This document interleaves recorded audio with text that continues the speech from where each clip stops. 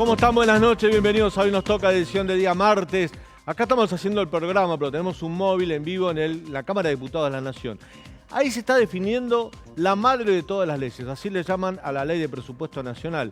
Una ley que esta vez está presentada desde el gobierno de una manera muy rara, ¿no? Realmente muy rara. ¿Por qué digo esto? Porque lo hemos explicado justamente con Leandro. Las leyes de presupuesto son las que ordenan cómo y dónde y cuánto debe gastar el Estado en el año próximo. O sea, se vota anticipadamente para el año que viene. Es un ejercicio, ¿no? Una especie de ordenar las cuentas de parte del sector público.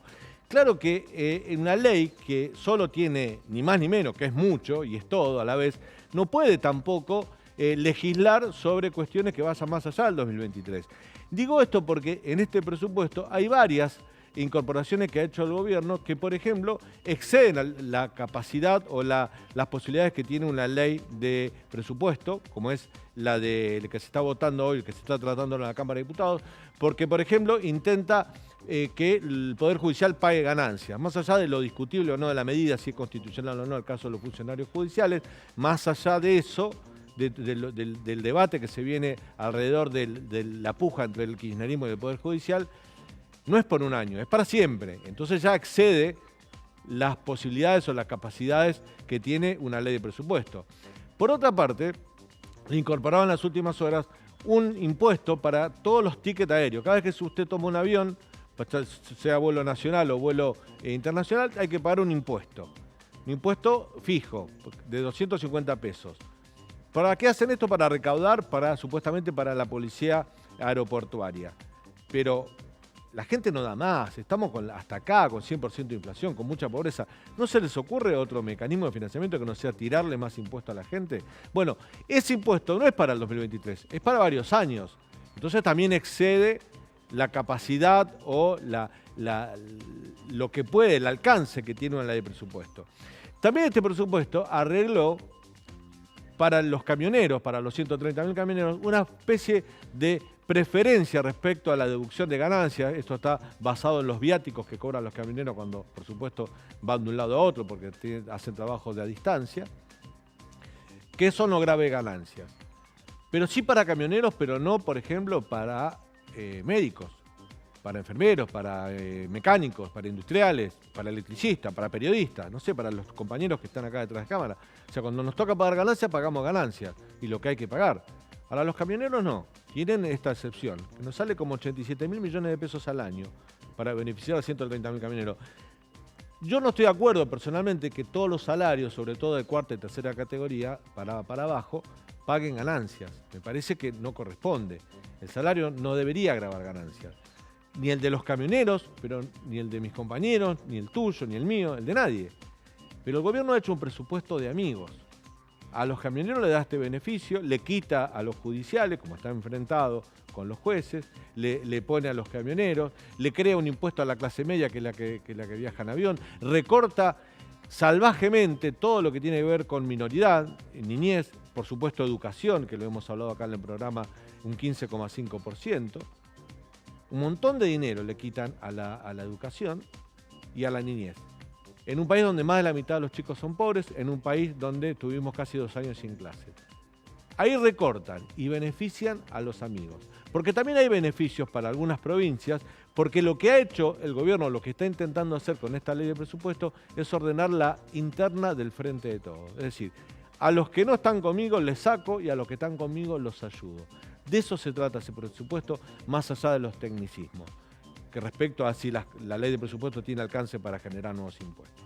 De esto vamos a hablar en el programa. Está Lina Ramírez en el Congreso de la Nación, en la Cámara de Diputados, con un móvil. Con ella vamos a estar hablando. Y déjame contarte que en un ratito va a estar con nosotros Pablo Sirven, también secretario de redacción del Diario de la Nación, que acaba de publicar un libro sobre la vida de Esteban Bullrich, sobre su lucha contra Lela. Pero además con Pablo vamos a hablar sobre los libros y la política, ¿no? Ayer Mauricio Macri presentó su segundo libro. Cristina Kirchner en el 2019 había presentado Sinceramente.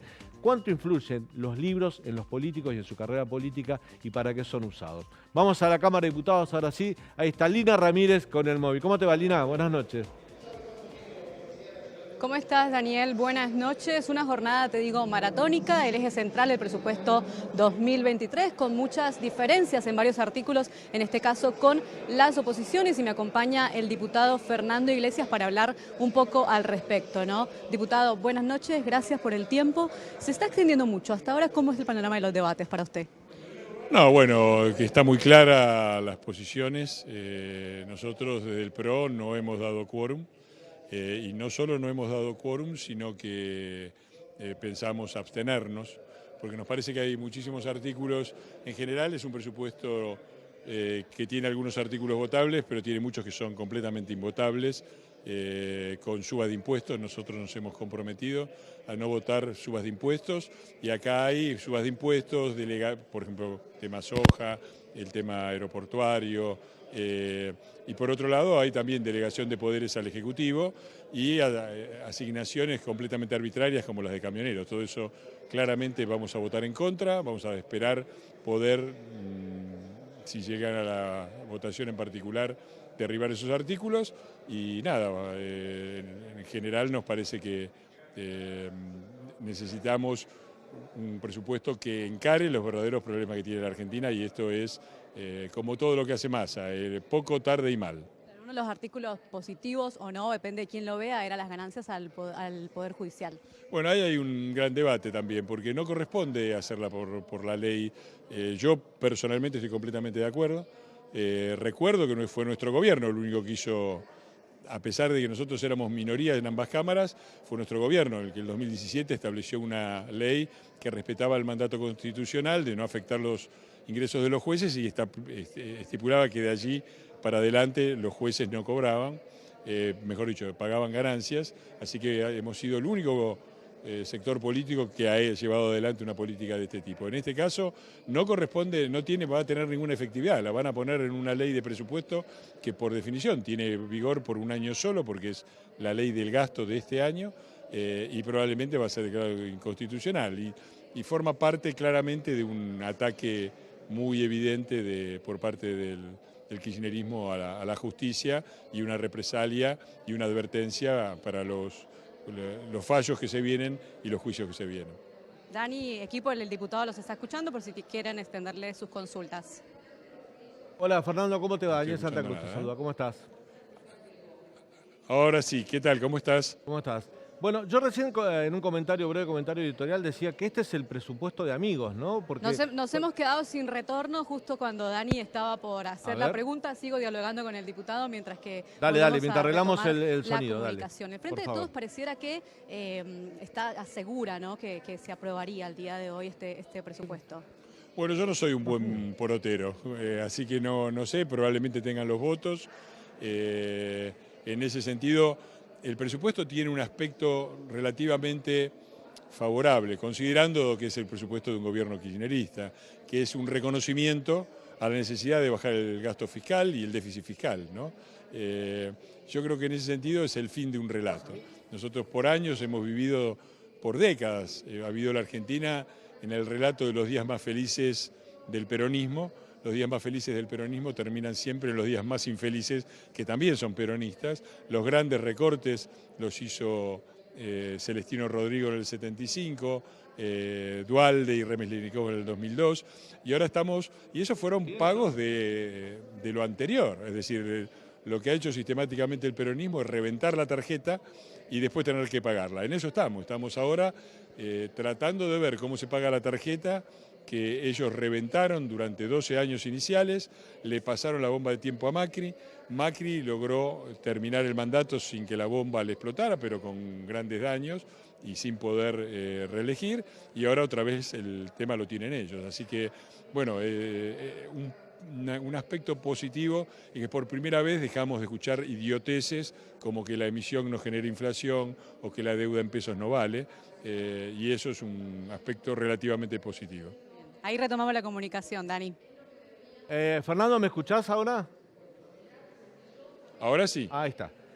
Fernando, estábamos hablando, yo decía que parece ser un presupuesto de amigos, ¿no? como que diseñaron el presupuesto y decían, vamos a beneficiar a los camioneros, vamos a castigar al Poder Judicial, vamos a beneficiar bueno, no sé, crear un impuesto, castigamos a la clase media, pero le damos una plata a la policía aeroportuaria, pero castigando a la clase media, beneficiamos a algunas provincias amigas, a otras le quitamos presupuesto a la educación, pero le ponemos en sectores donde se podrían revisar algunos gastos, pero como son amigos no le quitan, casos subsidios, algunas economías subvencionadas de provincias del NOA y el NEA. Esto está planteado así, es un presupuesto de amigos para el gobierno, ¿no? Es que es por eso que el PRO no lo va a votar. Y no, en realidad no hay motivo para la sorpresa, porque este no es que es un presupuesto de amigos, ha sido un gobierno de amigos, ha sido un gobierno que sistemáticamente le ha quitado recursos al país productivo, sumergiéndolo en una situación absolutamente crítica en la cual se van las empresas, se van los chicos más capacitados, y para dársela a los amigos, a las provincias subsidiadas, a los sectores políticos, a los sectores productivos subsidiados, a los planeros por abajo y a los sectores que no tienen competitividad por arriba. Entonces, ha sido una política sistemática de este gobierno la atribución arbitraria de recursos basándose en las simpatías políticas y en los propios votantes. Y eso, por supuesto, es algo que nosotros no podemos aceptar. Nosotros estamos acá para defender al país productivo, para evitar la suba de impuestos y para que se termine esta discrecionalidad cuyo resultado es el estancamiento, el atraso y la pobreza en la que hoy lamentablemente está más del 36% de nuestra población. Fernando, un sector del radicalismo dio quórum, hoy para eso lograron, junto con otros aliados, lograron el quórum. ¿Esto lastima la relación interna del interbloque Juntos por el Cambio? ¿No haber tenido una propuesta uniforme frente al presupuesto? Mirá, sí y no. Para empezar, yo creo que fue un hecho ocasional, ellos tenían el quórum igual, pero desde luego que no me gustó ver a parte del radicalismo dando quórum.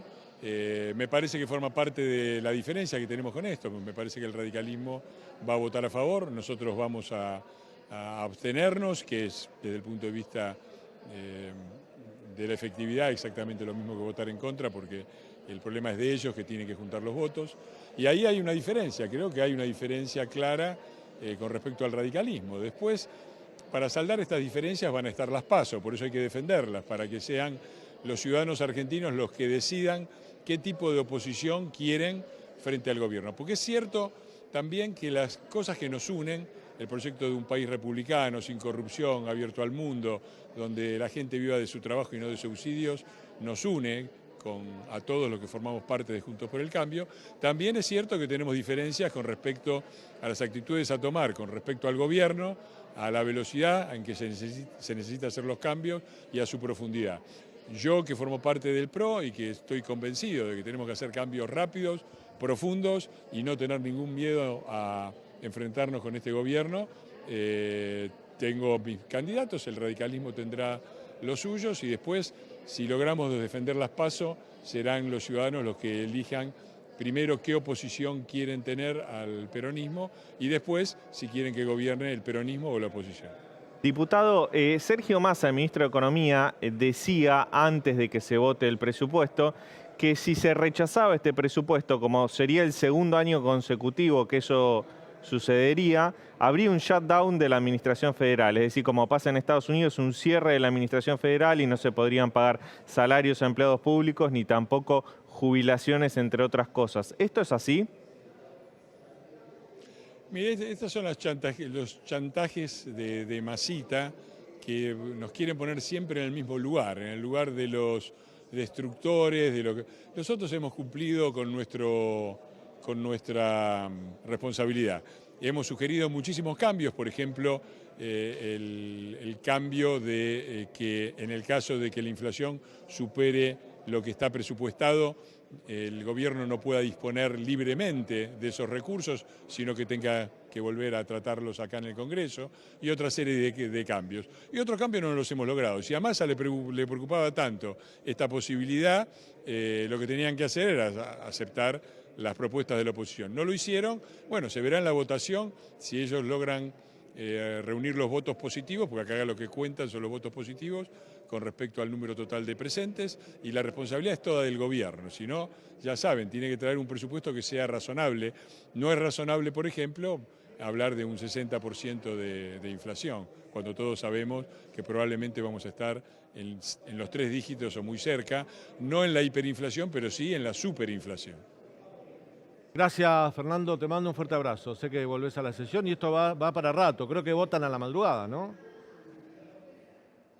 Sí, yo estoy previsto probablemente que hable eso de las 11, después siguen 4 o 5 horas más de discusión, la votación, y después se prevén también 2 o 3 horas más del tratamiento en particular, donde vamos a tratar de voltear todo lo que sean atribuciones especiales, arbitrariedades a favor de camioneros y amigos, y atribuciones especiales con respecto al manejo del presupuesto al Poder Ejecutivo. Vamos a ver qué votos tenemos y bueno, ahí también haremos la cuenta de quiénes somos oposición y quiénes no.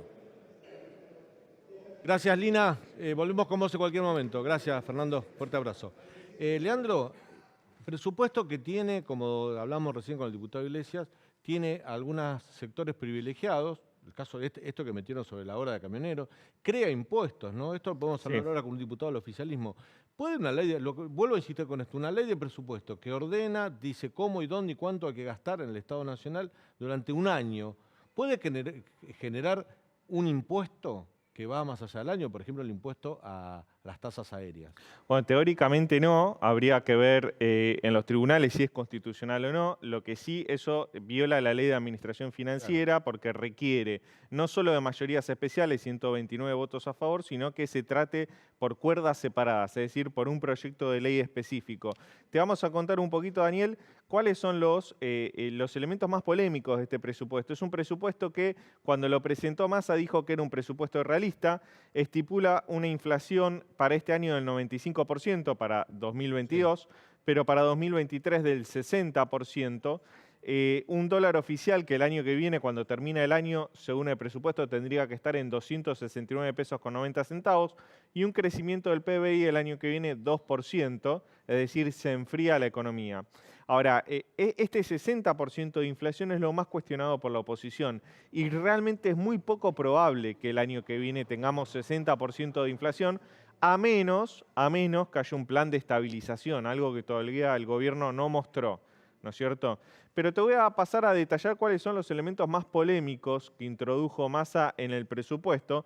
Entre otras cosas, algo que pedía Cejera a los empresarios, un blanqueo para importar insumos y bienes de capital, un blanqueo también para inmuebles usados, un impuesto a los viajes en avión para financiar a la Policía de Seguridad Aeroportuaria y la eliminación de beneficios impositivos, entre ellos a los empleados del Poder Judicial, a los jueces que tienen exhibición de pagar impuestos a las ganancias.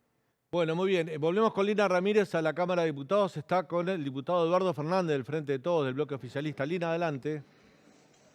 A ver. Dani, así es, ahora me acompaña el diputado Eduardo Fernández. En este momento expone Rubén Maíz, también de la Coalición Cívica. Diputado, ¿cómo le va? Buenas noches, gracias por su tiempo. Por favor, gracias a ustedes, un gusto.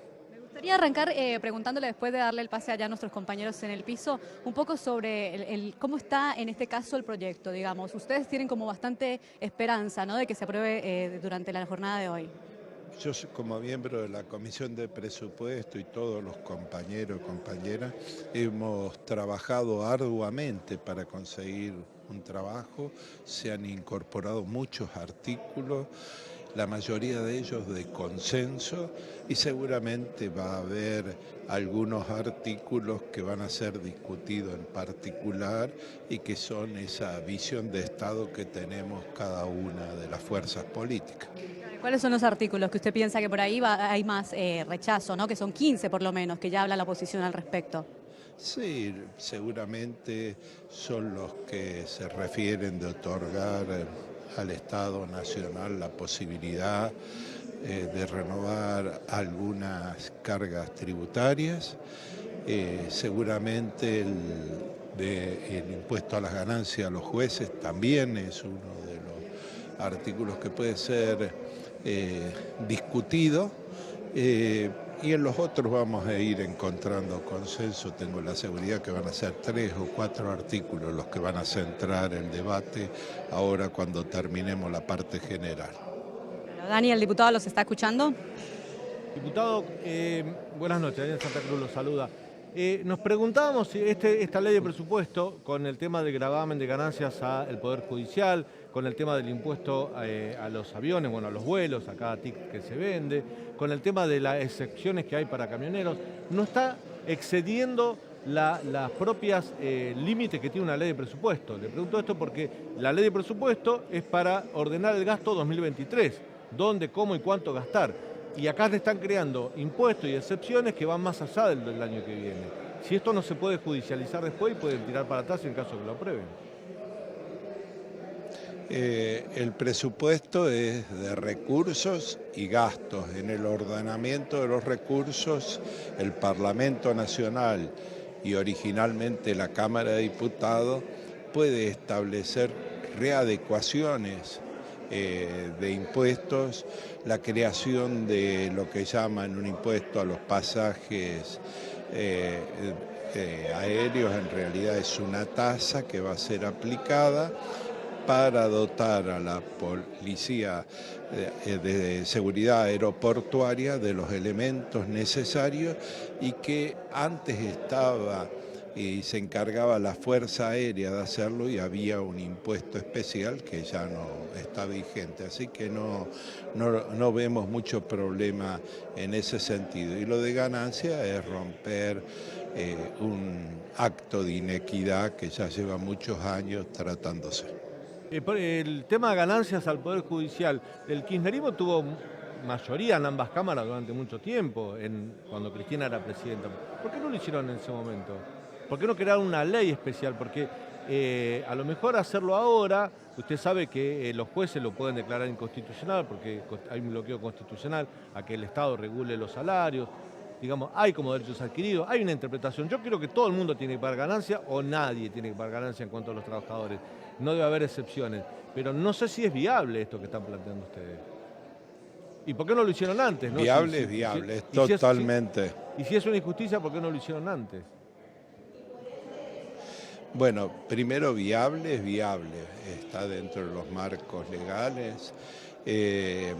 ¿Por qué no se hizo antes? Yo soy diputado del año 2019, la primera vez que soy diputado, pero sí estudiando el tema, hemos visto que ha habido durante muchos años muchos proyectos, idas y vueltas, aún en el año 2016, en el gobierno anterior y anteriormente. Hay que recordar que en el año 1996, luego de la modificación de la Constitución Nacional en el año 94, que explícitamente a partir del artículo 16, que nos declara a todos los ciudadanos y ciudadanas un plano de igualdad para contribuir y para los derechos, luego fue vetado en la Corte Suprema con un fallo, con un amparo, una ley que fue dictada. Casualmente uno de los que en ese momento era diputado, en este caso de Unión por Córdoba, coterráneo mío, era el doctor Maqueda, y votó favorablemente eso. Y los 4 miembros de la Corte en distintas oportunidades se han pronunciado favorablemente a que los jueces, específicamente en lo que le toca a ellos, y el Poder Judicial paguen impuestos. Diputado, ¿tienen los votos para que los jueces paguen ganancias? A esta hora de la noche, ¿tiene el Frente de Todos los votos? Los votos siempre hay que esperar a que esté la pizarra. Sí sé que en la reunión de la Comisión de Presupuesto y Hacienda, muchos de los diputados que integran Juntos por el Cambio, sobre todo los provenientes del radicalismo, manifestaron la justeza, más aún porque hay proyectos presentados en años anteriores provenientes de ese bloque. Así que esperemos a ver cómo se desarrolla el debate y seguramente dentro de unas horas vamos a saber el resultado. Diputado Fernández, gracias, fuerte abrazo. Por favor, buenas noches. Hasta luego. Fíjate que el diputado Fernández del oficialismo, cuando le preguntamos esto, ¿no?, sobre si la ley de presupuesto puede incorporar impuestos, aranceles, eh, no respondió muy concretamente. Poder se puede, dijo, pero digamos, vos decías claramente que chocan contra la ley de administración financiera que impide esto. Pero además está claro, es una ley de presupuestos, un ejercicio por un año, no se puede ir más allá. Digo, esa lógica la rompen estos ingredientes que le han agregado. Claro, totalmente. De hecho, vos fijate con el tema de retenciones, que se hablaba el año pasado de facultades delegadas, de la extensión de las facultades delegadas. Es generalmente un plazo hasta justamente el 31 de diciembre del año que viene. Es decir, es acotado espacio-temporalmente. Entonces, es raro introducir cambios de fondo en el esquema impositivo y alterar justamente la institucionalidad tributaria de la Argentina vía presupuesto y no vía leyes específicas, ¿no? Eso era lo que la oposición cuestionaba. Ahora, viendo todo el proceso, desde que Massa giró el presupuesto al Congreso, lo que yo veo es mucha rosca política por parte de Massa, mucha avivada de meter algunos proyectos que sectores de la oposición quería, por ejemplo, esto en la separata de analizar el régimen especial para Tierra del Fuego. Al hacer eso, Massa, él sabía que metía una cuña dentro de Juntos por el Cambio. ¿Por qué te digo esto? Porque diputados de la coalición cívica estaban a favor de eliminar esos beneficios fiscales a las empresas que producen en Tierra del Fuego. Y él sabía que había otro sector de la oposición que no estaba tan convencido de eso. Bueno, vuelvo a la Cámara de Diputados, está Lina Ramírez, ahora está con la diputada del Frente Izquierda de los Trabajadores, Romina del Prado. Adelante, Lina. Así es, Dani, te digo que según mi listado quedan por lo menos 20 oradores, así que una jornada muy extensa. Nos decían que por lo menos 5, 6 o 7 de la mañana. Romina, gracias por el tiempo. Massa profundiza el ajuste que trajo Guzmán, fueron tus declaraciones. ¿Por qué? Bueno, porque está claro que todo este presupuesto, el rubro que más incrementa y que incrementa por arriba de la inflación falsa que proyecta, que está por arriba de la inflación que proyectan las estimaciones de mercado y demás, es el rubro servicios de deuda. Todo el presupuesto está estructurado alrededor de garantizar el pago a los acreedores internacionales y tiene un ajuste importante en las distintas áreas que Se corta. me parece que no se puede acompañar y que por eso es que nosotros decimos que es un presupuesto de ajuste, ¿no? Las oposiciones, otra oposición, por ejemplo, de Juntos por el Cambio, hacían referencia a que por primera vez no se aumentaba el gasto público. ¿Qué opinión les merece a ustedes del Frente de Izquierda? Bueno, está claro que no solo no se aumenta el gasto público, sino que hay sectores que ya venían perdiendo con Juntos por el Cambio y que ahora están perdiendo en el mismo nivel. Por ejemplo, jubilados y jubiladas. De 2017 a esta parte no han parado de retroceder. Entonces, realmente, eso que Juntos por el Cambio festeja como un achique del gasto público, nosotros lo consideramos muy grave, porque es mantener a los jubilados y las jubiladas en la indigencia, que esa es la realidad. Acá, Fernanda Raberta, directora del ANSES, cuando vino a defender el presupuesto, me respondió que la canasta básica del jubilado era un poquito menos que 30.000 pesos, o sea que si ganaba 50.000, que en realidad tampoco gana 50.000, sino gana 43.000 la mínima con un bono de 7.000, bueno, podía sentirse más que conforme porque estaba cobrando bastante más que la canasta básica, lo cual es un absurdo porque los jubilados y las jubiladas están bajo la línea de indigencia. Entonces, creo que justamente se da este contrapunto, ¿no? Lo que el sector de la oposición de Juntos por el Cambio festeja e incluso estaría dispuesto a votarle el presupuesto si es que no fuera que a último momento metieron otros artículos más que le han complejizado ese voto. Nosotros tenemos una visión completamente contraria, ¿no? Dani, está conectada la diputada Romina del Prado para hablar con ustedes. Romina, ¿cómo te va? Daniel Santa Cruz te saluda. ¿Cómo estás? Buenas noches. Romina, ¿Qué tal? Buenas noches. Hoy hablé con Nicolás del Caño en la radio y me decía que ustedes, por ejemplo, con el tema de la polémica de ganancias, grabar ganancias al Poder Judicial, ustedes están de acuerdo con que los jueces paguen, pero no los trabajadores del Poder Judicial. Harían una división ahí, ¿no? Claro, nosotros vamos a hacer una propuesta de división del artículo 100, justamente en el sentido de que quede formulado de tal manera que magistrados, jueces y funcionarios sin carrera judicial paguen y por lo tanto queden excluidos los trabajadores y los funcionarios de carrera judicial que no deben pagar el impuesto a las ganancias, porque nosotros entendemos que la cuarta categoría, que son los asalariados, debe ser eliminada del impuesto a las ganancias porque el salario no es ganancia, ¿no?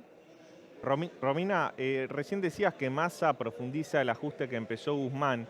¿Y Máximo Kirchner qué está haciendo? Porque no bajó a dar quórum. ¿Qué rol está jugando Máximo? Bueno, mirá, yo justamente en mi intervención mencioné palabras de Máximo Kirchner en la Plaza de Mayo. Máximo Kirchner juega a ser opositor de su propio gobierno y todo el tiempo hay que recordarle que él integra el gobierno de Alberto, de Cristina y de Massa. ¿No se quiere hacer cargo del ajuste? O sea, su agrupación. Bueno, claro que no se quiere hacer cargo, pero vos sabés que la propia Cámpora ha venido planteando el tema, el Arroque, por ejemplo, que bueno, por fin ahora con Massa tenemos un ministro de Economía. O sea que no es que lo desconocen, sino que al contrario, reconocen y le han dado el visto bueno. Lo que pasa que a la vez quieren despegarse del ajuste porque efectivamente es un ajuste muy brutal. Entonces, en ese sentido, me parece que es claro que este gobierno ha fracasado completamente y yo lo planteé, dije, bueno, el tema de primero los de abajo, que ha sido el lema de este gobierno de los Fernández, va a quedar en el cuadrito de las grandes estafas, ¿no? Junto a la pobreza cero de Macri y a la revolución productiva y salariazo de Menem. Gracias, Romina. Buenas noches. Gracias por atendernos. Sé que estás en sesión y tuviste la gentileza de charlar unos minutos con nosotros. Te mando un fuerte abrazo. Un abrazo para ustedes. Buenas noches. Excelente trabajo, Lina. Fuerte abrazo para vos también. Gracias, Dani. Hasta luego. Hasta luego. A ver, ¿la cámara puede venir acá? Mirá que tengo la mano. Esteban Bullrich, guerrero del silencio. La vida de Esteban Bullrich, un hombre que viene de la política, fue ministro de Educación, senador, y está dedicando estos años de su vida a la lucha contra el ELA, una enfermedad degenerativa, y ha sido un símbolo por varias razones. Y este libro tiene contenido humano, pero también tiene contenido político, y está también escrito, es el 9º libro de él, tiene experiencia en esto. ¿Hay placa, chicos? Lo podemos presentar de esta manera. Lo ha escrito Pablo Sirven, que es secretario de redacción del Diario de la Nación, autor de Esteban Bullrich, Guerrero del Silencio, como te decía, entre otros libros. Se graduó en el Instituto Grafotécnico de Escuela Superior de Periodismo. Perdón, pero no leía. Bueno, Pablo, bienvenido. ¿Cómo estás? Gracias. Gracias por recibirme. Gracias a vos por venir. Vamos a hablar de este libro, vamos a hacer una breve tanda ahora, vamos a hablar de este libro tan importante que lo estás presentando, estás de gira, estás por varios lugares presentándolo. Sí, ahora la semana que viene voy a Córdoba, Tucumán y Mendoza. Pero ¿sabes qué quiero decirte también? Que quiero que hablemos de la política, los libros y la política. Ayer Macri presentó su segundo libro en La Sociedad Rural. Yo recuerdo haber estado, porque estaba haciendo radio de casualidad, cuando Cristina presentó Sinceramente en la Feria del Libro en el 2019. ¿Qué importancia tienen los libros en la vida de los líderes políticos? ¿Te parece? Abordamos esos dos temas, pero vamos a una tanda y lo charlamos. ¿Cómo no? Ya volvemos.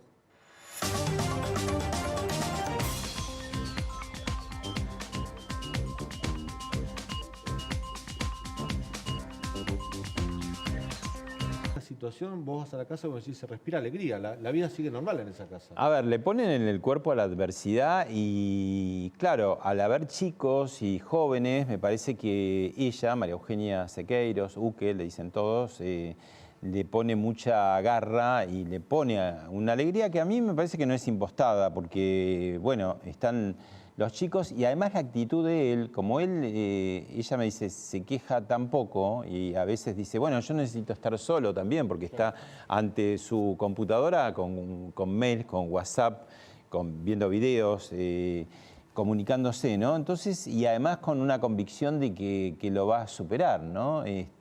Entonces, la verdad que no tiene, y yo digo esto en el libro, aquellos que no tienen fe, bueno, apelen a la meditación, apelen a las buenas vibras del universo, de los amigos, o al optimismo, porque no es lo mismo transitar una enfermedad, en este caso terminal, no hay cura, si vos estás depresivo y hundido, ¿no?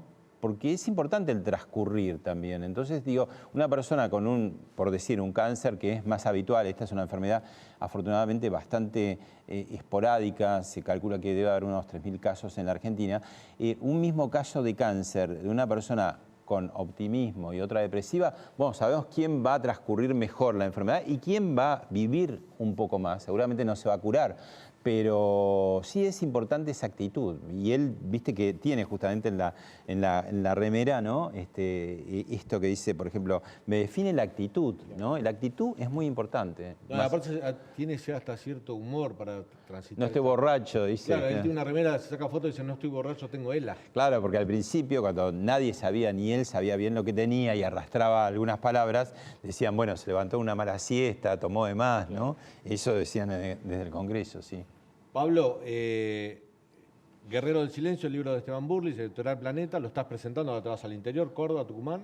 Y Mendoza. Mendoza, bien. Y La Costa seguramente en el verano, y Rosario lo dejamos para marzo. Noveno libro en tu carrera. Y hablando de libros y hablando de políticos, ayer presentó Mauricio Macri su libro en la Sociedad Rural, ¿Para qué? Antes había presentado Primer Tiempo. Primer Tiempo. Y Primer Tiempo daba Primer Tiempo era su primer mandato, daba la esperanza para el macrismo, ¿no?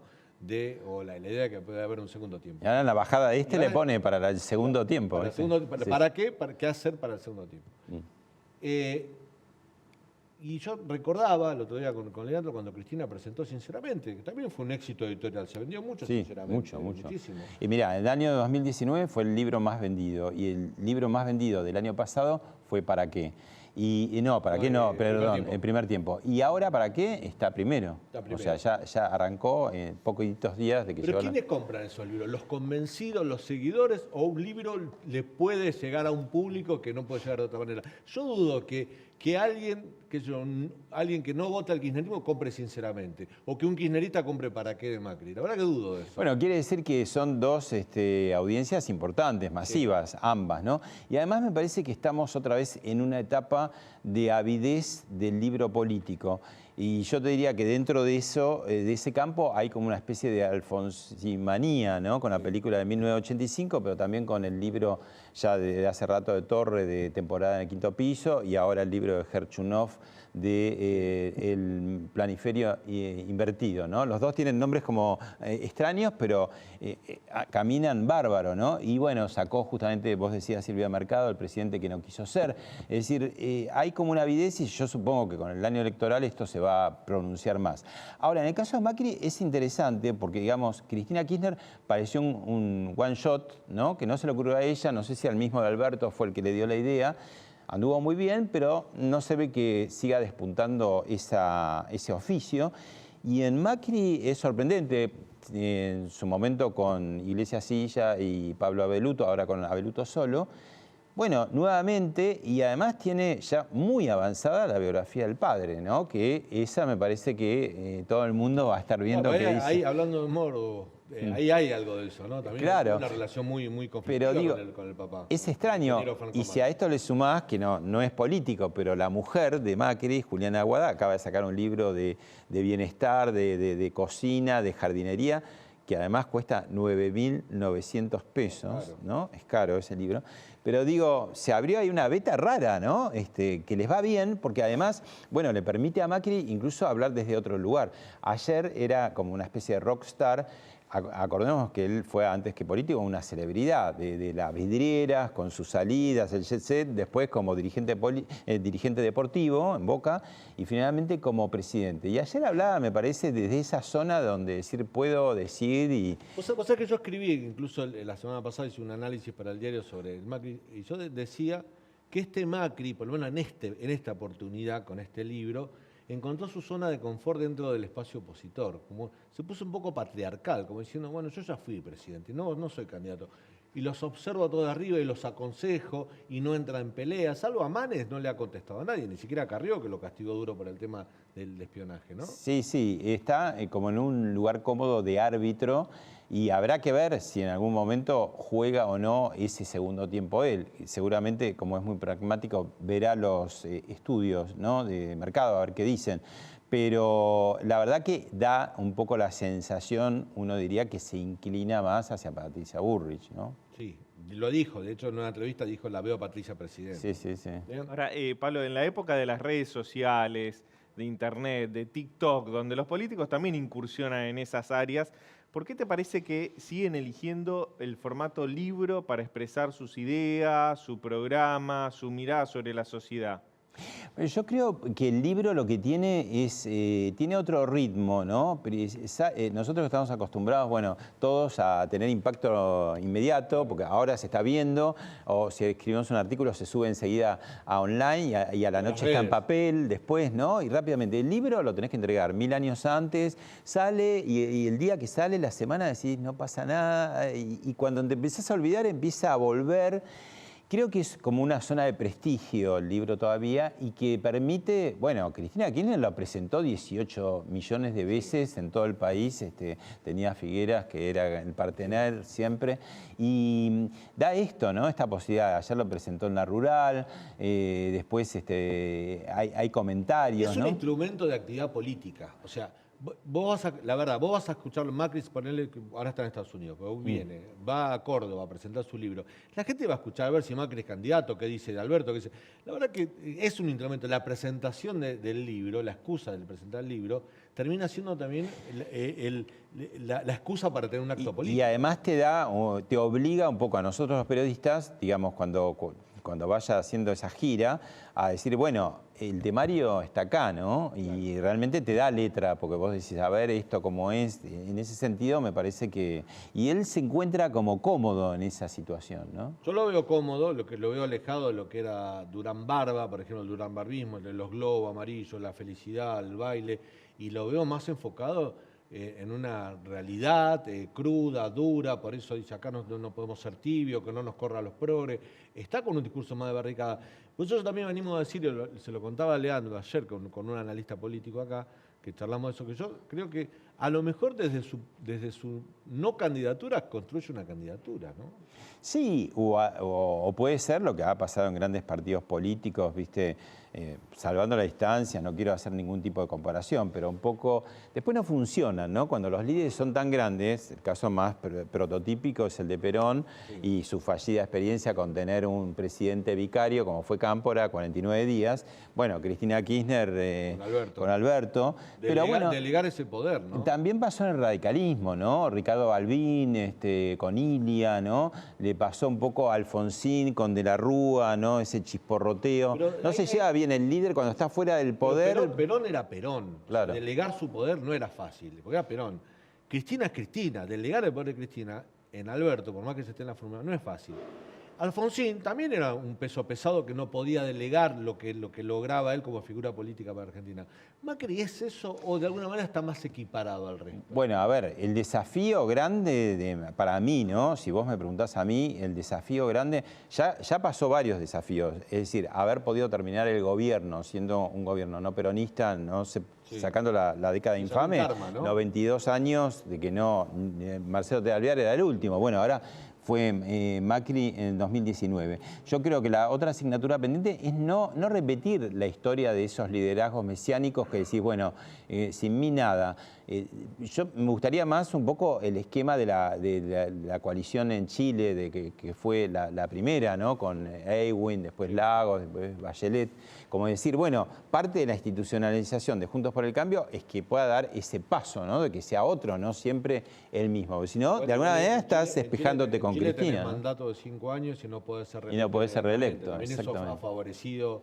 el recambio, de Uruguay lo mismo, ¿no? Claro. Pero, digamos, ahí, bueno, está ese desafío. Me parece que hay una presión en Juntos por el Cambio porque hay variedad de candidatos bastante competitivos, cosa que no está pasando al frente de todos, ¿no? Claro. Bueno, ¿quiénes son los candidatos? ¿Quién quiere? ¿No? Cuando tenés un gobierno, mientras el presidente trata de entrar en la casa de Gran Hermano, ¿no? Para disputarle, no sé, el debate a un don nadie como el señor Alfa, los ministros y otros funcionarios de gobierno están tratando de salir de la casa de Gran Hermano, ¿no? Y la verdad que es preocupante porque si vos dijeras, bueno, estamos ya con las elecciones a la vista, pero falta más de un año, ¿viste? Y con la situación económica que estamos no está para ir en punto muerto hacia eso, ¿no? Ahora, Pablo, dentro de Juntos por el Cambio, a veces parece que hay como una dicotomía entre dos valores muy importantes para la coalición, uno la unidad y el otro el cambio. De hecho, Macri ha dejado trascender en pos de la unidad, no sacrifiquemos el cambio. ¿Vos creés que la coalición todavía tiene que dar pruebas de institucionalidad, de unidad, de cambio, o que eso ya está garantizado de cara a las elecciones? Bueno, pudo estar garantizada con una derrota como la de 2019 y ya ir para los 3 años hasta ahora se pudo mantener. Después hay chisporroteos que son lógicos, digamos, son 3 partidos, son muy diferentes los 3 partidos también. Y después está, yo diría, esta dicotomía. Bueno, vamos a una cosa más hablada, más de ampliarnos, que es un poco la postura larretista, la cosa de Paloma. Ya ahora lo de Paloma se queda un poco atrás, o vamos a de frente a cambiar todo. Otra vez tiene que tener cuidado Macri de ese excesivo optimismo, ¿no? Decir, bueno, empieza a decir cosas incluso que no son políticamente correctas y que no lo favorecen, porque digamos pone en guardia a sectores corporativos muy fuertes, ¿no? Yo creo que el presidente que viene va a tener que sentarse con toda paciencia a hablar con las corporaciones, más si es un gobierno no peronista, porque la facilidad que tiene un gobierno peronista es que tiene a las corporaciones de su lado o disciplinadas o por temor o lo que sea. En cambio, un gobierno no peronista tiene, digamos, a ver, esta decisión del 15% de recorte. Como sociedad, no simplificamos mucho eso, porque si no tiene razón Fernando Iglesias cuando dice la vara de Suiza para el no peronismo y la barra de Zambia para el peronismo. Pero sucede. Fíjate lo que ha pasado ahora. Se anuncia un recorte de 15,5% a educación, no sé, un 19% a salud o algo así. Sí. Y bueno, no salieron a tomar las escuelas, no salió Baradel a hacer una marcha, ¿no? Dicen, bueno, nos oponemos. Bueno, ¿viste?